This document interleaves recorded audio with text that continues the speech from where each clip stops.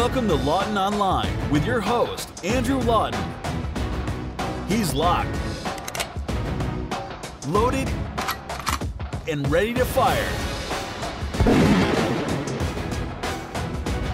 Lawton Online starts right now.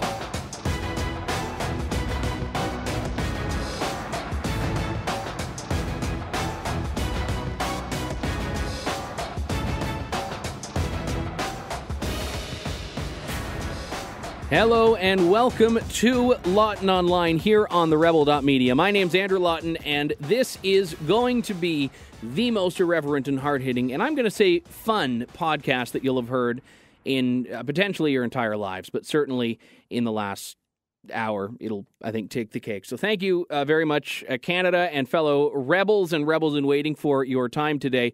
We have a great show planned for you this afternoon or this evening, whenever you're tuning in, because you know what, it's a podcast. We are going to be joined later on by Brian Lilley, a Rebel co-founder. He will be talking about the great story that he unearthed. The story, the scoop, the exclusive that he got that Elections Canada is not answering for yet.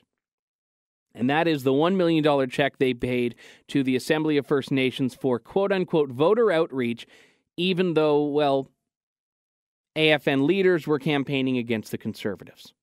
Maybe it's just a coincidence. So we'll be talking with Brian about that later on and lots of other great stuff for you. But I wanted to spend a little bit of time talking about one of my favorite subjects for the show, which is personal responsibility. And that's a very broad topic, I realize. There's a lot that goes into that. There's a lot that comes, I think, when we start discussing areas where people need to be responsible for their own decisions, be responsible for their own problems in life, their own challenges in life, and deal with the repercussions.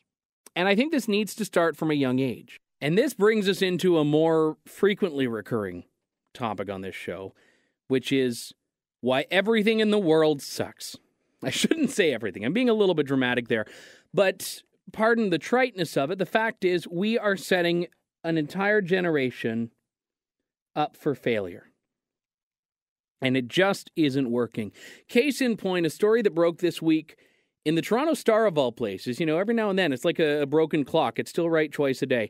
They reported that a Toronto school, a Toronto elementary Catholic school, so part of the public system, had decided to ban the game tag. Yes, tag.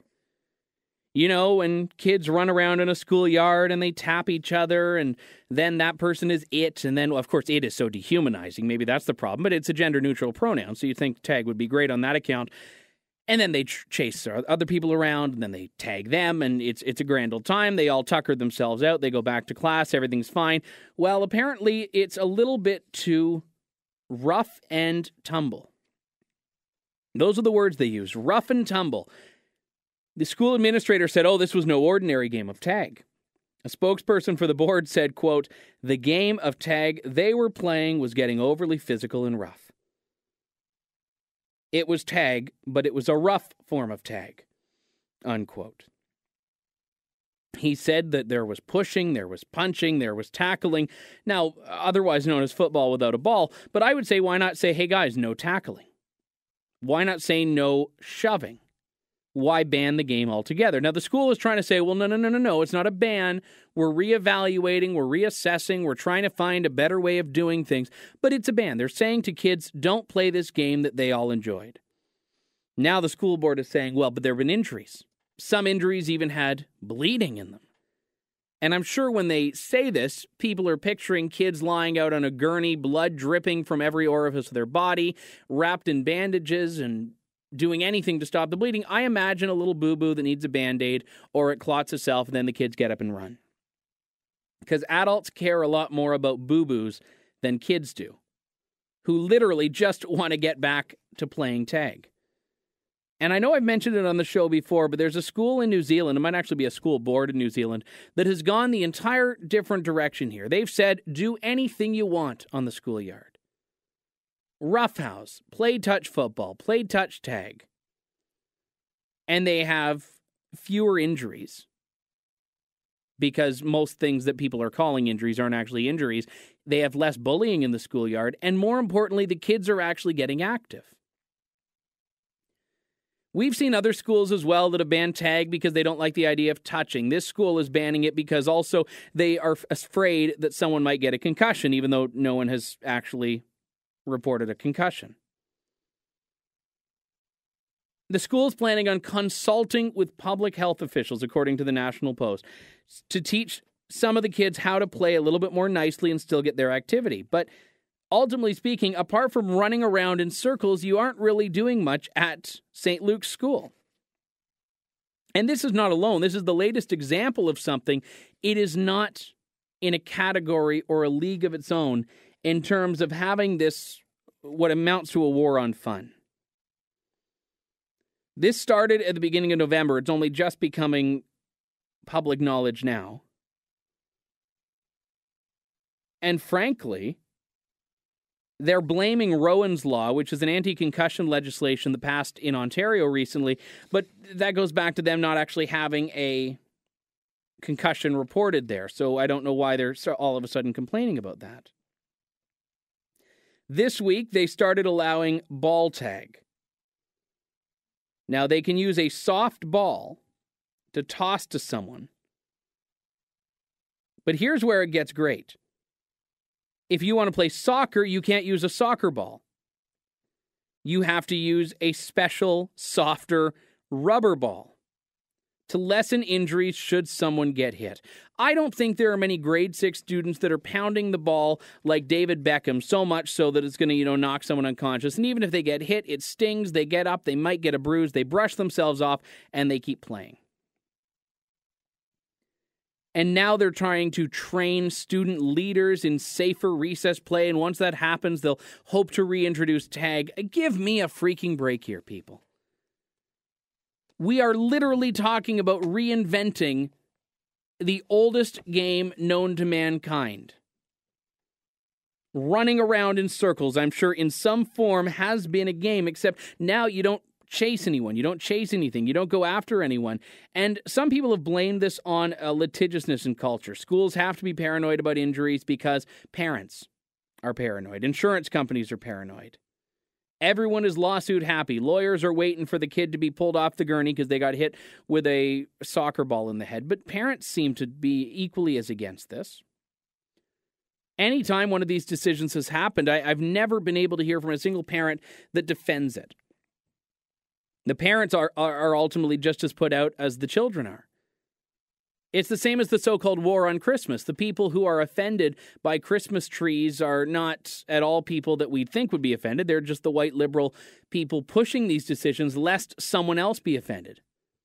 School administrators pushing bans on tag lest someone be injured.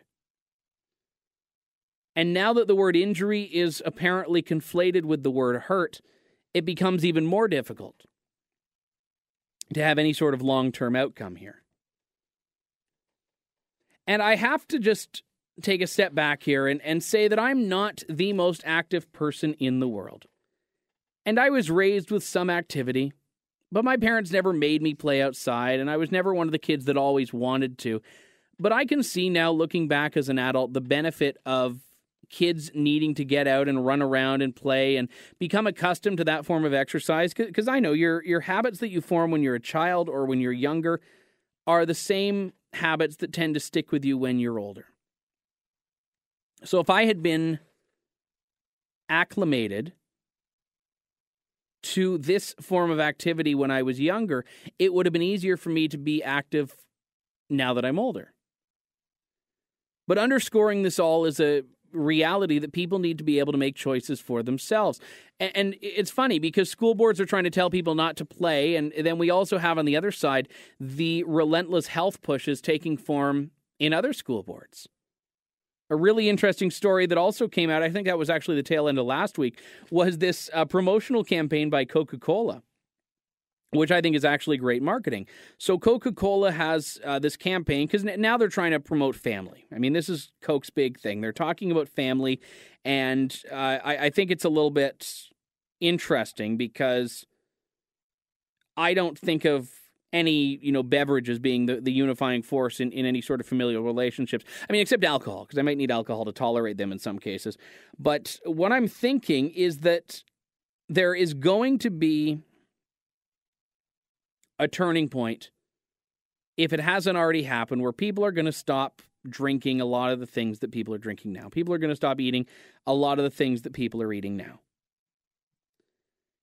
And that's fine. I mean, that's fine. This is part of the natural ebb and flow. Cultures shift, people change. Coke has had to tailor their marketing by sort of talking about all the healthy things they do, and I don't think people really see it, but you know what? They're playing the game, and I get that. So Coke has a marketing campaign where they're trying to promote friends and family, people bonding over Coke. It's the reason you see names on a can of pop. Share a Coke with so-and-so. Share a Coke with Andrew. Share a Coke with Tom. Share a Coke with Muhammad, whatever the case may be.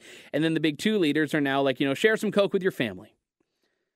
So it's, oh, honey, I'm home. Like, I can picture the 50s ads, already. The man comes home with the Coke for his family, and everyone bonds together, and, they all have a gay old time and everything like that. Or can we even say that anymore? They all have a sexual orientation neutral time. And Coke has a Hug a Coke campaign. They have these special machines, these promotional soda machines where you go up, it has a pressure sensor on it. So you hug the machine and it spits out a free pop. And they don't announce where these machines are going up. They use this guerrilla marketing tactic. They go up somewhere, word of mouth gets around, people try it out, it's fun. I think they film it on video for their campaigns. And if you want a free Coke, all you have to do is hug an inanimate object. For some people, they're already doing a heck of a lot more to inanimate objects, so it shouldn't actually be hard for huge portions of the population. Well, in Ottawa last week, Coke had one of these machines set up in the lobby of Ottawa City Hall. Coke sells its products at City Hall, so they obviously have the licensing agreement. The problem is that City Hall is located next door to a high school. The cafeteria of the Ottawa City Hall sells better food than the school cafeteria sells, because they have a ban on all the fun stuff. So a lot of students get their snacks and beverages and food from City Hall instead. And my high school was also next door to City Hall, not in Ottawa, but the same thing would happen. Students would go to the City Hall cafeteria every now and then. And what was interesting is that you'd see one student do it based on the reports I've read, and then another student and another student. And before you knew it, there's a huge lineup. Everyone's hugging the Coke to clear out the machine. Well, then the Ottawa Public Health Unit found out. And then all of a sudden it became this big example of everything that's wrong in the world. How dare teenagers be able to get free pop? This happened last week. It was there for one day. It was there for one day. And these are apparently machines that have been around for a few years, but they're doing a wide sort of spread campaign across Canada now. And because they already had the licensing agreement with City Hall, it was not a problem at all. But the problem is that the Lisker collegiate students, and I don't think it's a problem. I think when teenagers want anything free, I don't think it matters what's coming out of that machine. They're going to go if all they have to do is give the machine a hug. But then the manager of health promotion for Ottawa Public Health, Sherry Negro, said, "You're pretty much pouring sugar in." She says, "I have a lot of reservations," this is a quote, "about the free access to sugary drinks, especially to youth." She talks about how if addiction to sugar starts young, there's an obesity problem. She said it's a major public health problem. She says sugar has no nutritional value. She talks about how, yes, personal choices play in, but institutions and governments can make it easier to make those choices well. Where does that sound familiar from? I think Orwell wrote something similar, that institutions and governments can make it easier for people to make choices well. And she's saying this, well, at the same time, and it's not the Public Health Board, but at the same time, governments and schools and other industries and other sectors of government are telling kids that they can't exercise because of the medical risks, because of the liability risks. And she is saying here that even though there is a responsible business deal here, a business relationship, she says the city's not being responsible by having this close to a school. Should we start banning convenience stores that are within like a 4-block radius of a school? Because after all, a teenager might be able to walk there to buy a chocolate bar. Do we put a ban on all sugar products? If you live near a school, you can't have any sugar in your house because a teenager might get a hold of it. Let's face it, teenagers are at an age where they have a little bit more independence. They have a little bit more discretionary income. If they're going to get something unhealthy, they're going to. Is there a problem with teens eating too much unhealthy food? Yeah, but I think because teens can pretty much put whatever they want into their body anyway, it seems like, or at least want to put whatever they want into their body. And parents can have these discussions with them. Schools can talk about it and teach it. But the second we start talking about City Hall can't have a Coke machine in its building because a teenager might get a hold of it is a bit ridiculous, especially since if they really wanted, they could buy a pop there.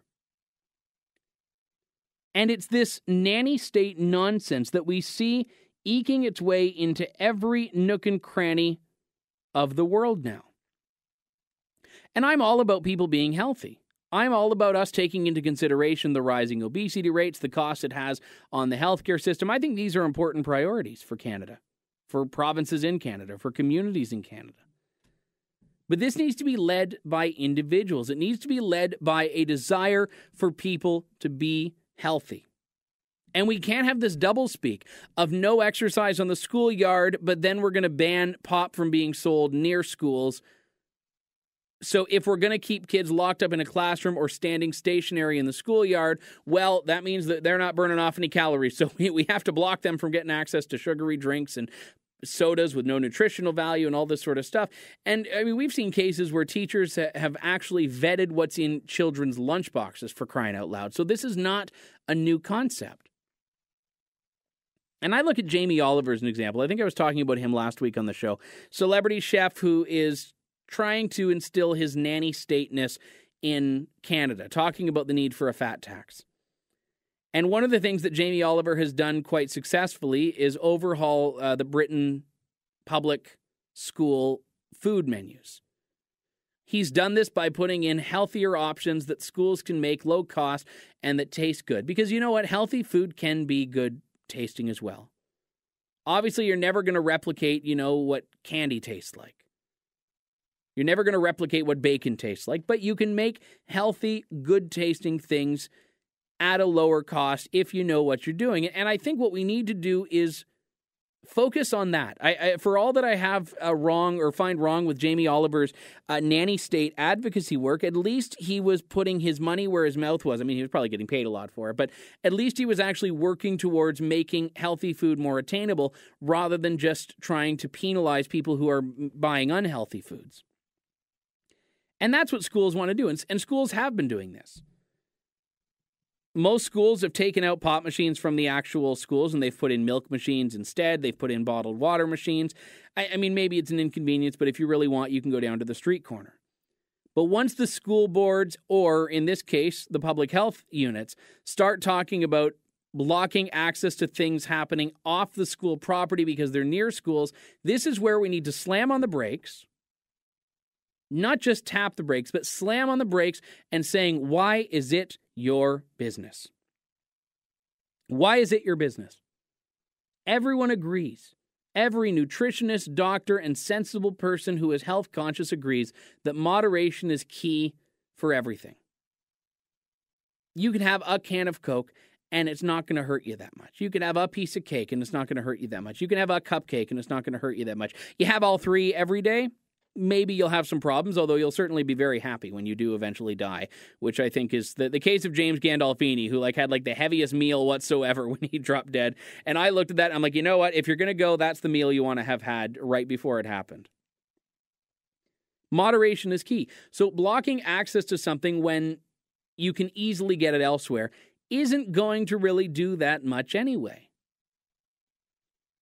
I don't think we should be banning companies. Some people have said, well, we should make Coke make healthier options. I'm like, why?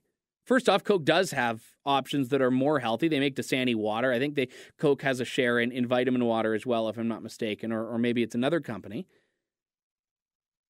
And stores decide. I mean, the market wants healthier food. So this has become a part of marketing. This has become a part of what stores carry. And this is because the public is driving this. The government doesn't need to drive it if the public can. And to bring this back to what I was talking about at the top of the show here, when we look at schoolyards, kids want to be active. Kids want to be active. Kids want to exercise. So if we want to be carrying any credibility when we talk about the need to boost activity and boost health and reduce obesity, we can't stop handicapping kids who want to run around and play. We can't bubble wrap everyone. People are going to get hurt. People are going to make bad choices.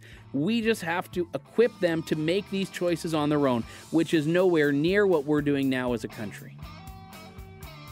When we come back, more Lawton Online here on TheRebel.Media. Stay tuned.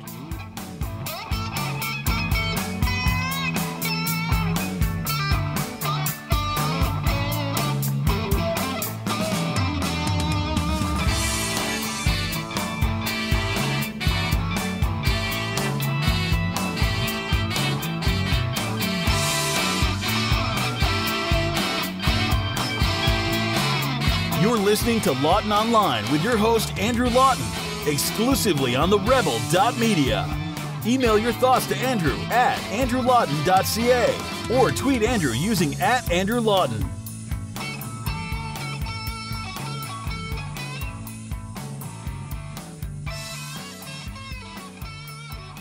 We are back, my friends. This is Lawton Online on TheRebel.Media, and we haven't done a lot of discussion on this show about what's going on south of the 49th parallel as of late. So this will be the first, and by the way, not at all the be-all and end-all of coverage on this show about what's happening in the U.S. election.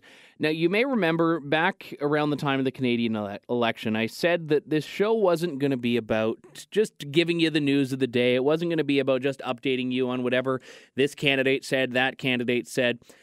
I want to make it more about giving you something that you can't get anywhere else. Me. I know, terrible consolation prize. In any case, we have come to the point, though, where it is no longer possible to ignore Donald Trump. And there are some listening who don't want to ignore Donald Trump. There are, I hope, a majority of you who agree with me and what I'm about to lay out for you, which is that this is not the guy that we want to be hanging our hopes on. He's a masterful manipulator. He is a masterful player of the media, player of the Republican Party. I mean, not only has the media been playing right into his hands, so too have his counterparts seeking the nomination for the GOP.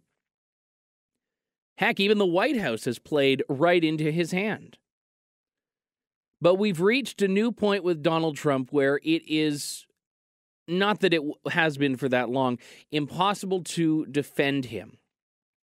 He is not a conservative. He's certainly not a libertarian. He is not presidential. And more importantly, we need to be saying that we can do better. Joining me on the line is J.J. McCullough, who wrote a piece on his blog, jjmccullough.com, called The Ignorance of Donald Trump. Now, this is in response to what has become the latest and probably the biggest predicted downfall of Donald Trump. And I'll save you some time on that note there. There's no downfall to him. He's past the point where nothing that he says or does is going to do anything unless there is a change of hearts and minds in the electorate. And we'll talk about that a little bit more later. J.J. McCullough in his piece writes, "Dumb is a useless adjective for describing politicians. I prefer ignorant, which carries the same negative punch but offers a more targeted critique. A dumb person is an all-around dope. An ignorant person is someone who is lazily and brazenly misinformed about matters of objective fact. Donald Trump is a deeply ignorant man, but modern political vocabulary has decayed to such a degree most of his critics prefer spicy adjectives that either exaggerate the sophistication of his repulsive politics, fascist, or simply dismiss them entirely, clown." The author, J.J. McCullough, cartoonist, columnist, and former Sun News Network contributor, joins me on the line now. J.J., great to talk to you, sir. Thanks for your time. Yeah, nice to be on. So let's talk about this, because you obviously deal in the wacky and absurd in your day-to-day life by critiquing the wacky and absurd things that are happening in the world here. What's your assessment of Donald Trump? I mean, can he still be written off as a joke given how well he's actually doing politically? Well, no, I mean, I think he has to be taken seriously as a candidate, but I think that is quite different than taking his policy proposals, if we can sort of charitably call them that, as serious. I mean, the way that you hear some people in the press talking, it's like America is sort of on the verge of, resuscitating the Third Reich, which I think is a very ignorant thing to say, which I think is as ignorant as any of the things that Donald Trump is saying. Donald Trump, like many of his critics, I think, on the left, does not have a very functional understanding of the U.S. Constitution. I think that he just sort of says populist nonsense that gets people riled up and isn't really concerned one way or another if what he's saying is actionable, if it could actually be the stuff of policy, if it's unconstitutional, if it's illegal. None of that stuff seems to bother him. He's just sort of saying what people want to hear, and it appeals to a certain segment of the base of the Republican Party, which I think is frankly ignorant and misinformed, much as he is.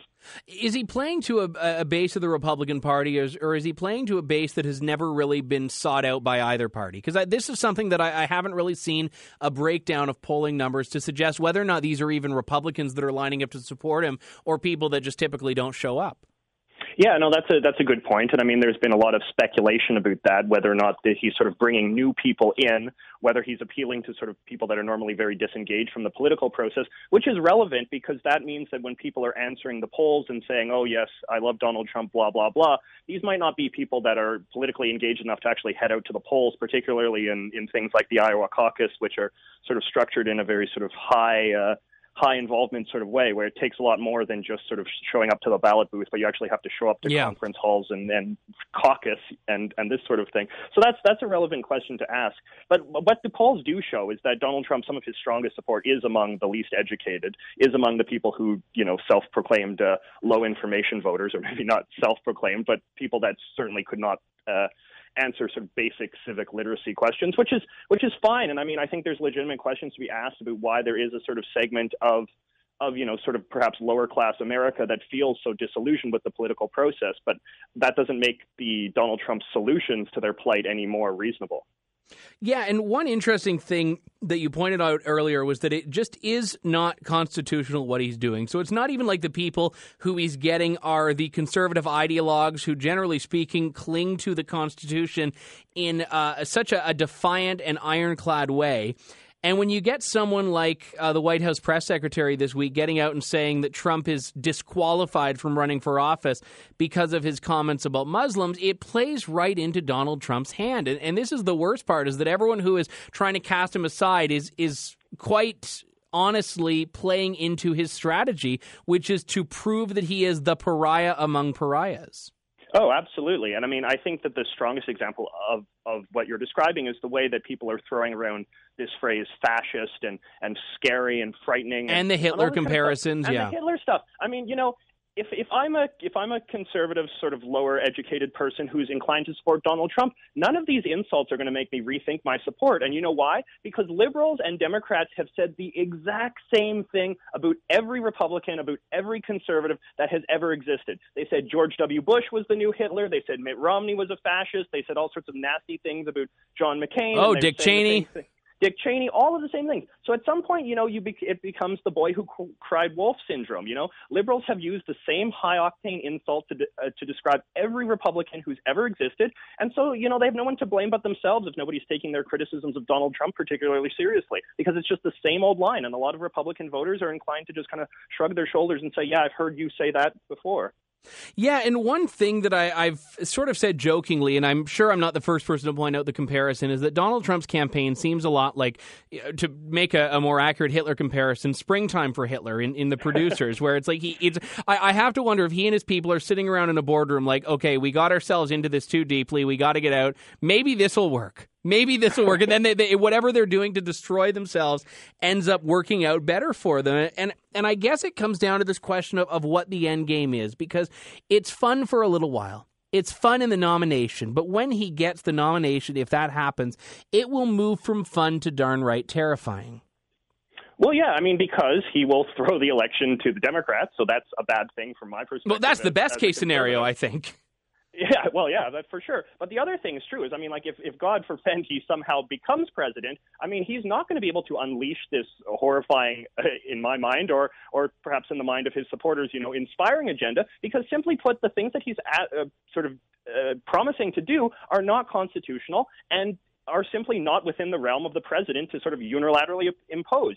The president cannot unilaterally dictate immigration policy. The president cannot unilaterally dictate tax policy or these kind of crazy trade embargoes he wants to impose on the rest of the world. I mean, he has to work with the Congress. The Congress hates him. His own party hates him. God knows the Democrats hate him.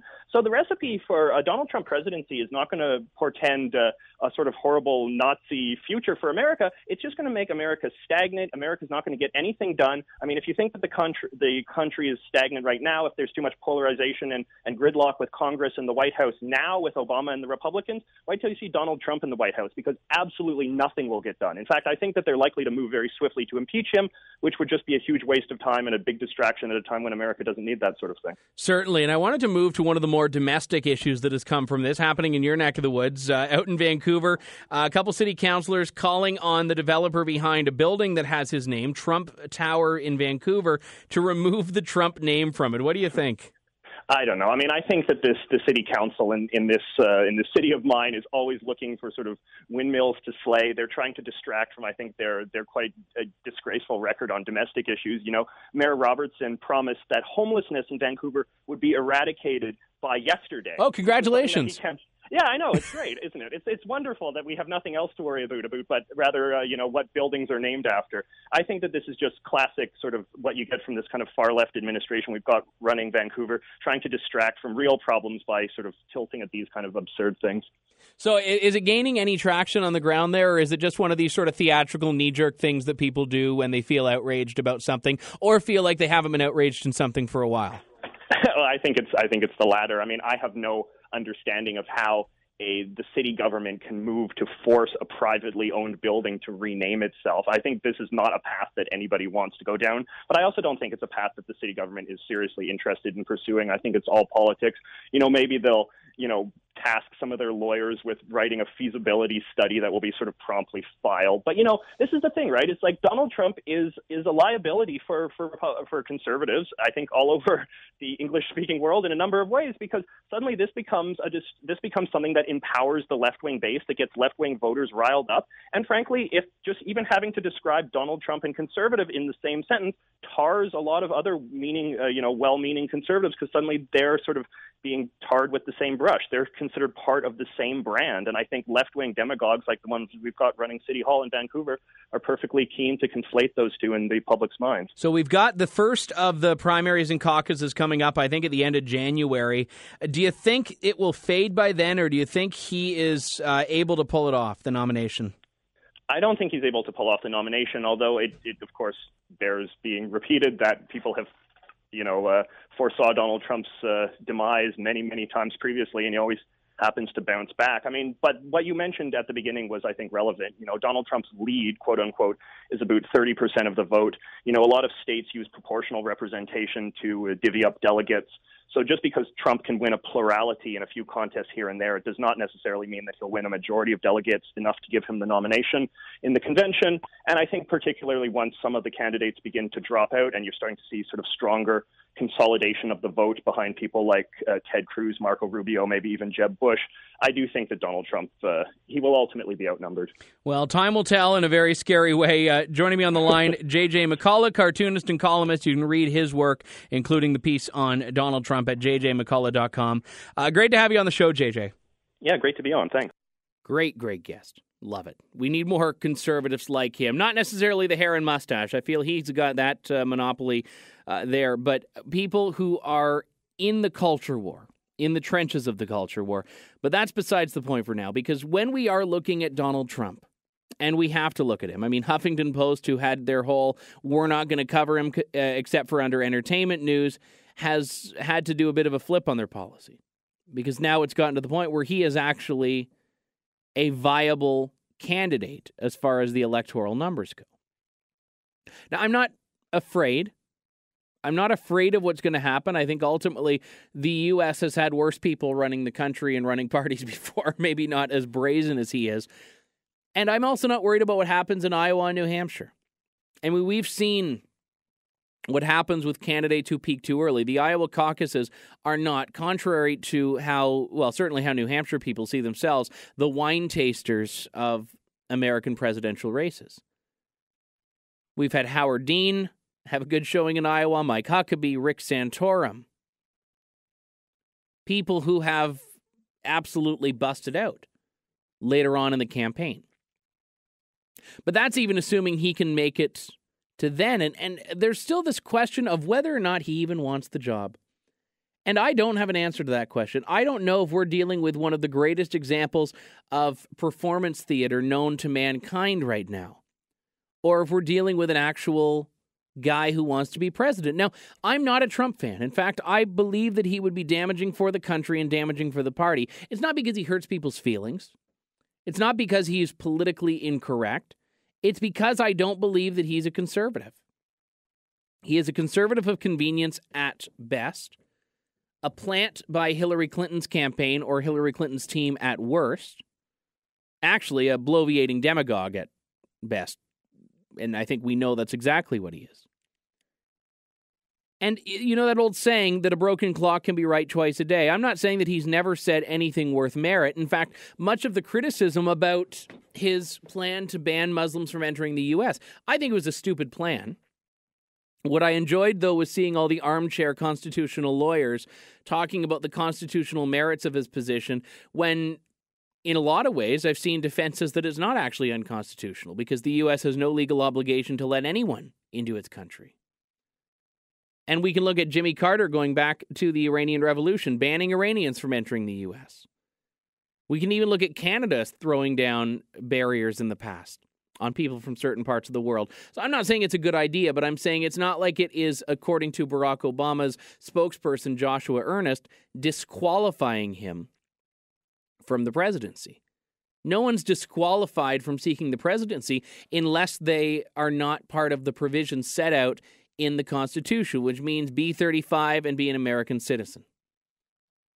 So he's absolutely qualified. If we look at the constitutional framework, whether or not he's qualified in the minds of the voters is another question altogether.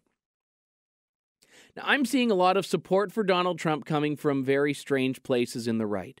And I am expecting that when this show is reached, I will have a lot of people saying they don't like that I'm hammering Trump or they don't like that I'm opposing Trump.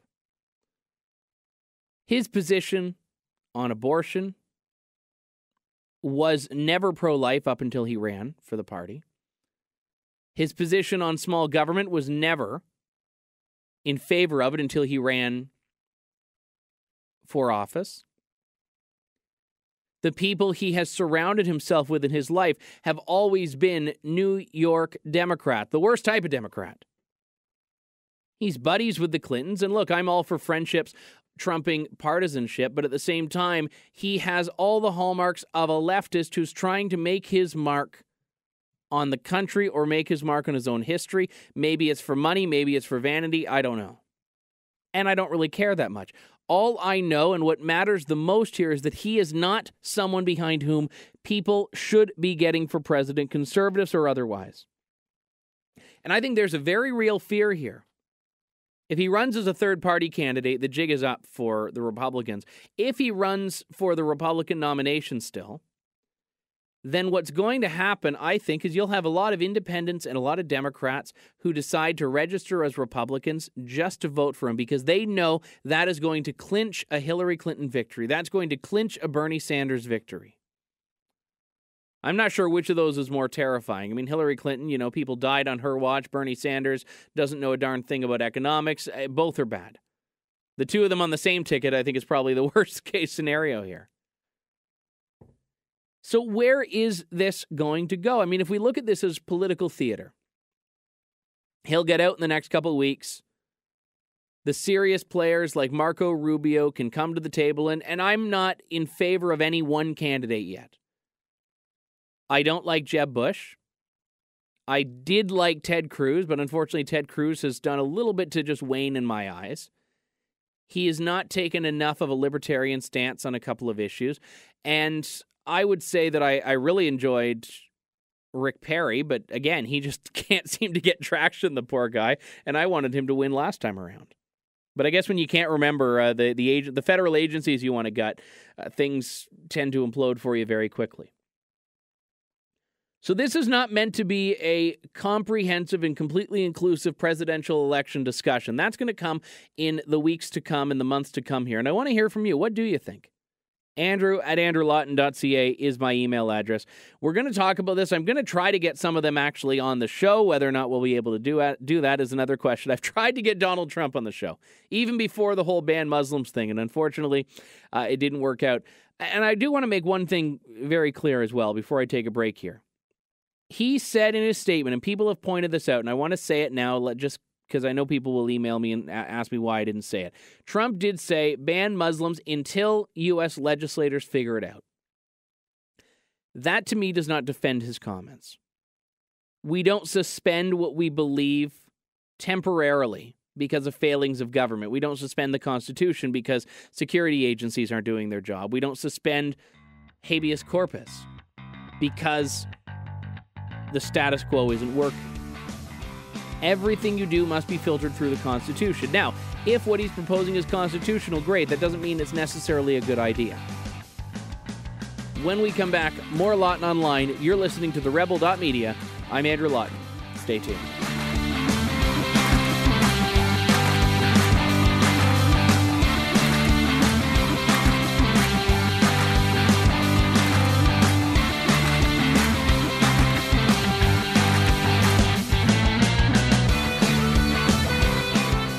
He's unapologetic, unwavering, and unafraid to take on the left's sacred cows. He's Andrew Lawton, and you're listening to Lawton Online on TheRebel.Media.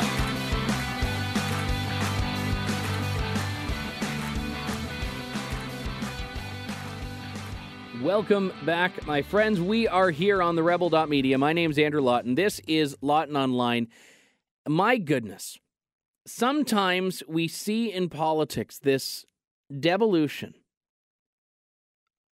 of the quality of candidates, of the quality of politicians, and of the quality of discourse itself, and not just in individual politicians, but in entire institutions. We were told in the last election, we were told in October, all through the month and all through the campaign, one of the longest in the country's history, about how democracy was under attack, how Stephen Harper had destroyed Canada's democratic institutions. Justin Trudeau was going to be the savior. To facilitate this, he's pledging reform on our elections in the form of ranked ballots by the time the next election rolls around in 4 years. That's another discussion for another day. But that democracy was not working in Canada. That there was money buying politics, that people were marginalized. This is what we were told. And it was all happening under Stephen Harper's watch, and in some cases, people said under Stephen Harper's direction. Well, here we have an interesting one, because in the election campaign, Elections Canada had paid $1 million, or leading up to the campaign, rather, $1 million to the Assembly of First Nations for voter outreach. Traditionally, voter outreach is something done by political parties, but in the case of First Nations communities, one of the big problems is that they have an underrepresentation in voter turnout.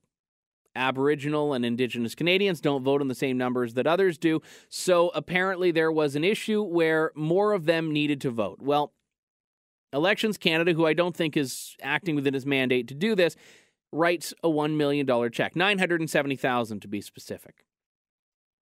Well, then we have the other side of this, which is that all through the campaign, Assembly of First Nations leaders were campaigning against the Conservatives. And not subtly, telling people not to vote for Stephen Harper, not to vote for Conservatives. And they're doing this well on, apparently, a government payroll, or a government subsidized payroll, because that's what the Assembly of First Nations was doing here. Now, we've tried to, as Canadians, have faith in the system. Some have tried harder than others. But I'm not sure we can do that. And it's funny, though, because all of a sudden we're realizing that maybe the problem was actually coming from the other way. Maybe it was the left-wing bureaucracy, which is the source of the problems here. The person who unearthed this is someone who will be very familiar with you, or familiar to you, rather, Brian Lilley, co-founder at TheRebel.Media, former host of Byline on Sun News Network. Joining me to delve into these numbers is Brian Lilley himself. Brian, great to have you on the show. Thanks for your time. Thanks, Andrew. I was shocked when I got these documents. All of this is this whole story, based on internal contract documents, internal emails, all from Elections Canada. So, this isn't conjecture on my part, but what we discovered is that this $975,000 contract, which was for the past general election, and they're telling me for the next one, well, they contracted the Assembly of First Nations. They put in a "you can't be partisan" clause, and then key people inside the AFN turn around and start making highly partisan comments, including saying, we got to vote out the Conservatives. Vote for anybody. Vote for orange, vote for red, but don't vote blue. Those are the same people doing voter outreach and voter registration. How do you square that circle and say that is nonpartisan? Yeah, and my approach to this is, look, if you want to speak out as an individual, if you want to speak out as an organization against Conservatives or for the Liberals or for the NDP, I don't care.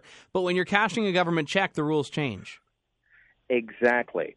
And this was, Mark Mayran, the chief electoral officer, a man that I've called for to be fired, to resign several times, because the man has a bad track record. And we can get into that later if you want. But this man decided he wanted the Assembly of First Nations to run voter outreach. He has, a special soft spot for voter outreach for students and young people, for First Nations, and for seniors.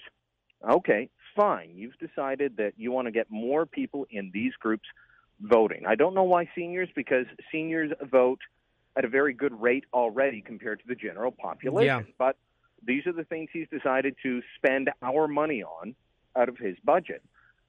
So he designs this contract, jumps through all kinds of hoops to give it as a sole source contract. Anything above $25,000 in government circles is supposed to go out to tender. People are supposed to be able to bid on it. There was no chance to bid on this. This was only designed for the Assembly of First Nations. So that's problem number one. But then problem number two is the AFN has their annual general meeting, and speech after speech after speech is about defeating the Conservatives. People that are on the AFN's executive team, people that represent provincial parts of the organization, coming forward and saying, stop this. So I asked Elections Canada, I said, did you raise this issue during the campaign with the AFN?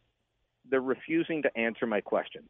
I asked them, did you call them to task on this after? Have you rescinded, or will you rescind all or part of this contract as a result of this breach? Because the contract is clear, must be nonpartisan. Refused to answer my question. I said, if you are not rescinding the contract for breach of contract, why not? They refused to answer the question. So we're not even seeing any accountability here. It's not even like they're saying in response to this. I mean, one of the excuses that I would think could be used is, they were speaking as individuals, not as an organization. And I wouldn't buy it, but that's not even what they're saying. If you're speaking in your official capacity as a chief at the Assembly of First Nations annual general meeting from the podium, you are not speaking as an individual having a conversation with your buddies off in a bar. If that's what you're doing and somebody says, oh, look, he wants to get rid of Conservatives.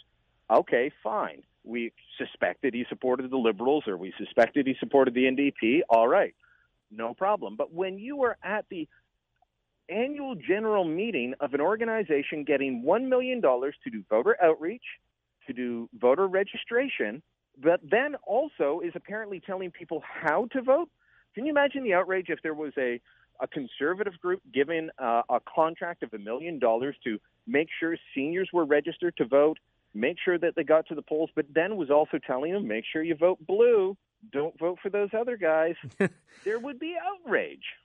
Well, yeah, and I mean, if we're going to say that this is justifiable, why don't we give money to Lead Now? This is the group that was running the Anyone But Conservative campaign. Why don't we put them on the government payroll? Because, after all, increased voter turnout's great for everyone, right?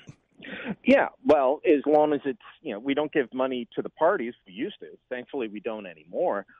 And parties would try and do that. Why contract an organization that is in its nature political? I'm not blaming the AFN for this. That would be like blaming a scorpion for stinging you.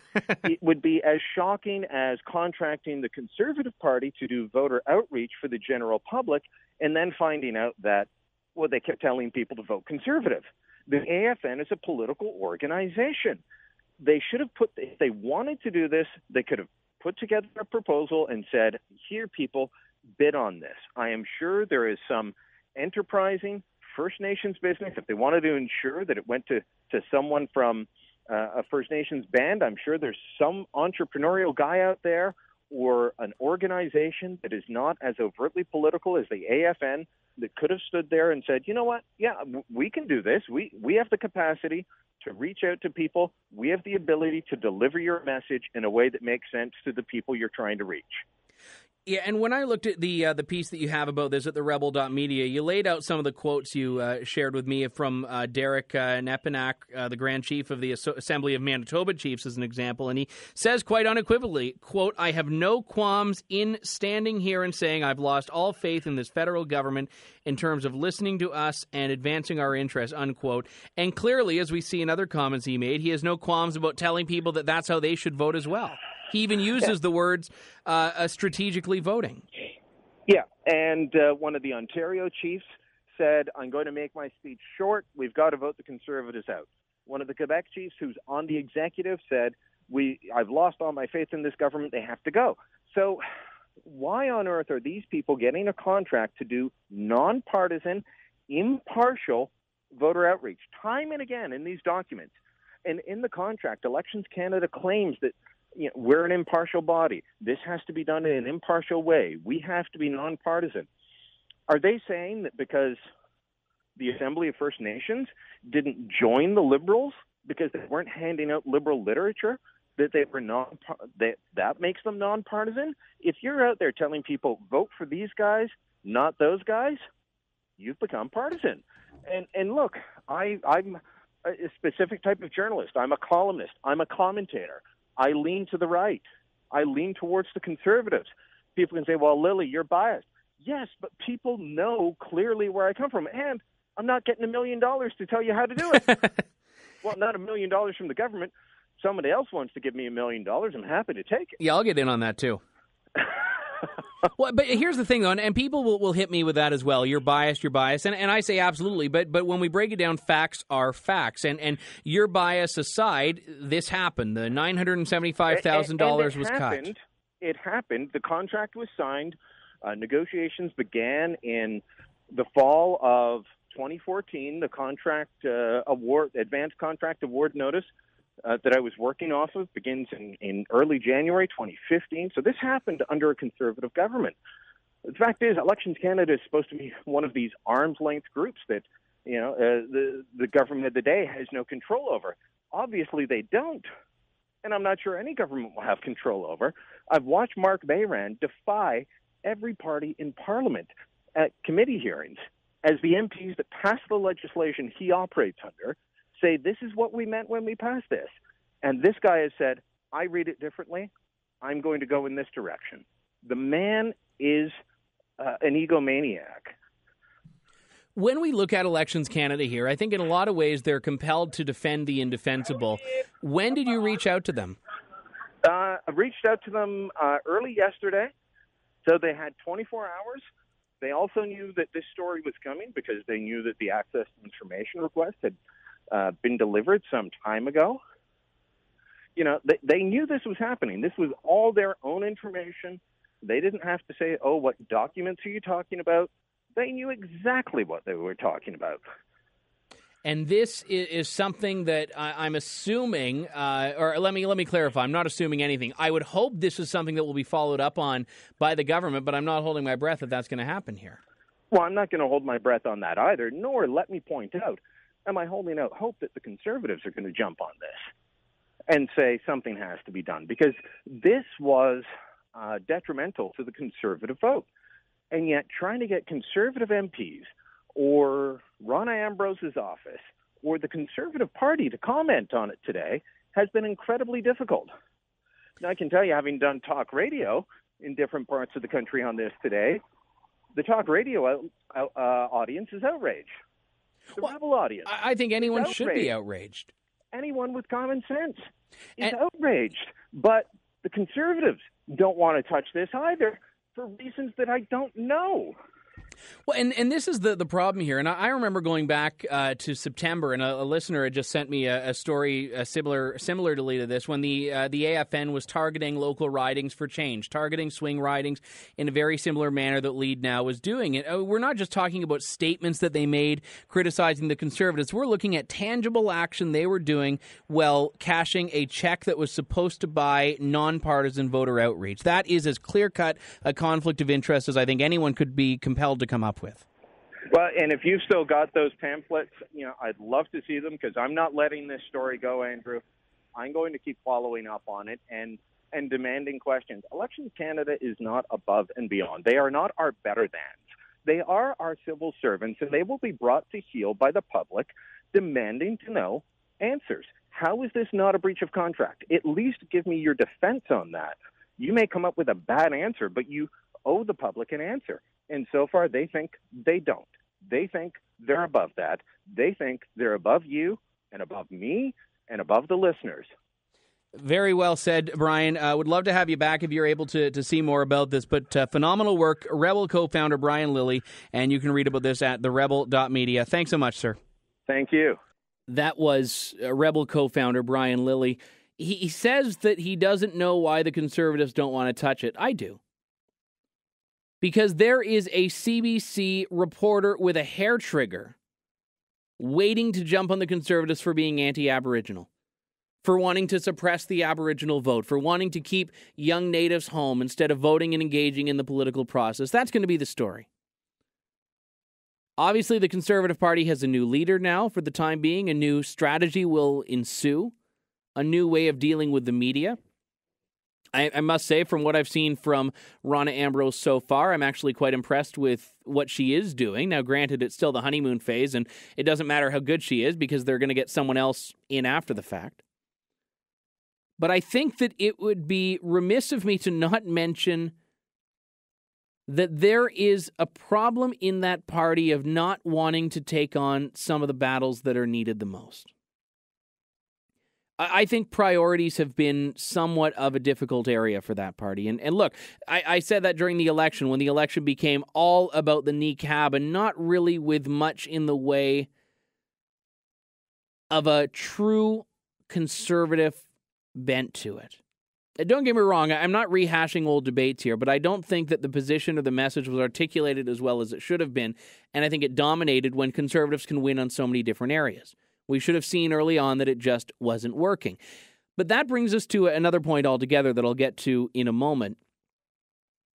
Conservative Party of Canada. The Conservatives have never taken on the climate change scam. In fact, they've eaten it up.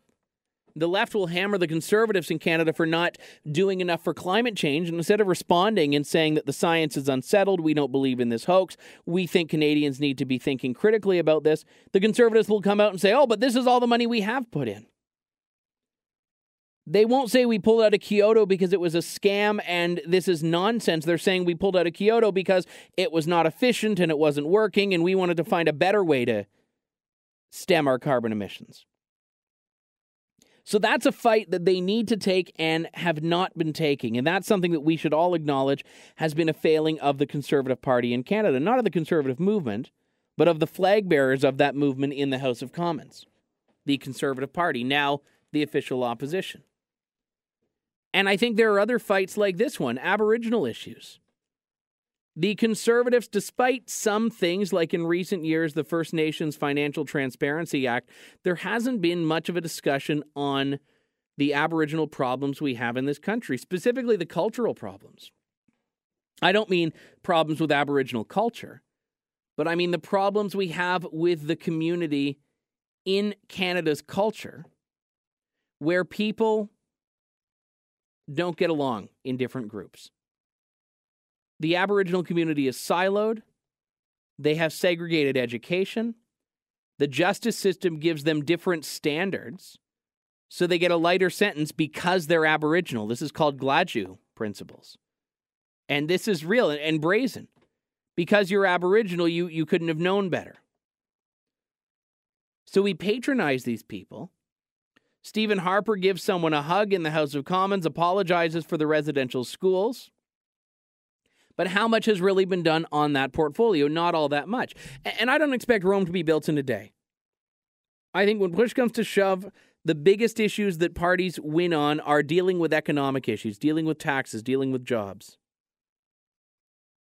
So I'm not saying that it was a failing in the sense that they needed to do it and didn't, but I'm saying that now they have an opportunity.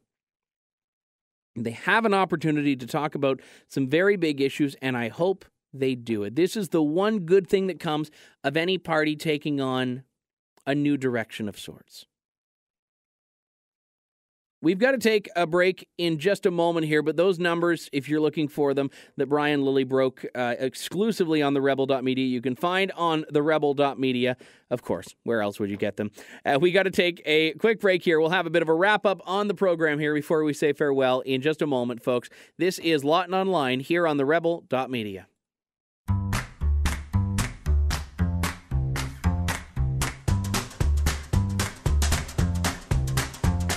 It's time for It Must Be a Liberal, only on Lawton Online. Scouring every corner of the globe for stories so outrageous, there must be a liberal involved.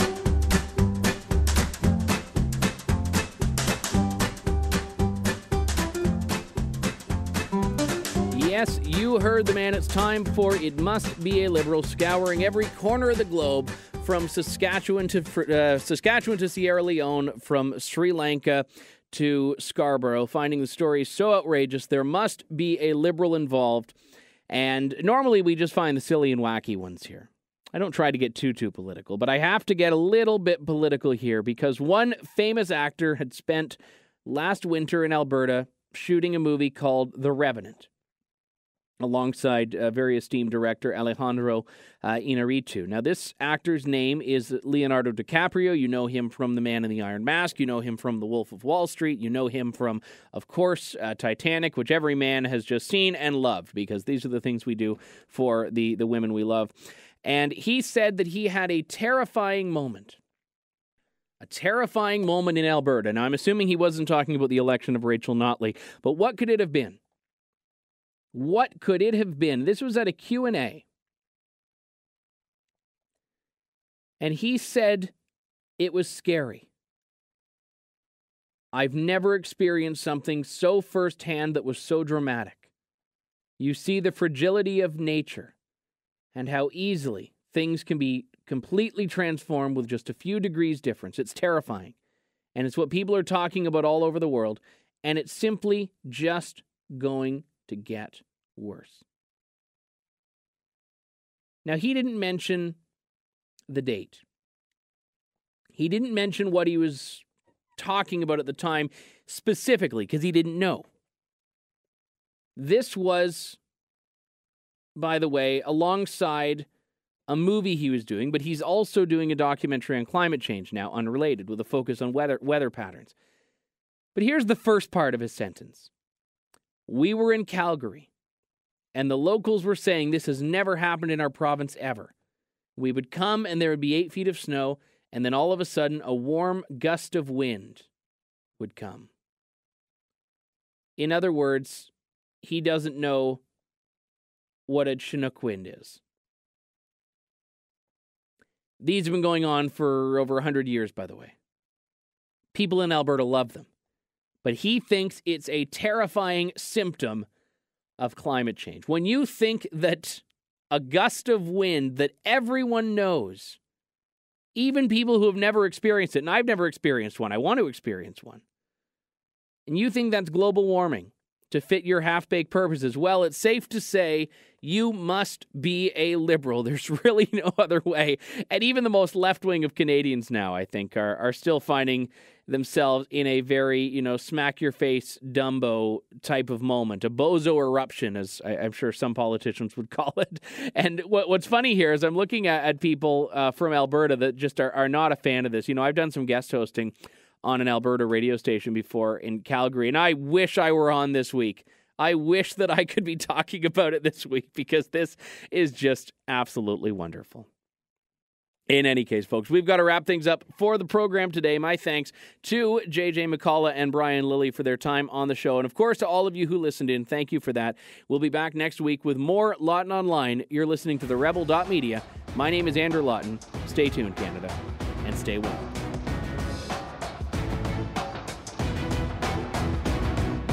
Thanks for tuning in to Lawton Online. Check out TheRebel.Media for lots more fearless content and commentary.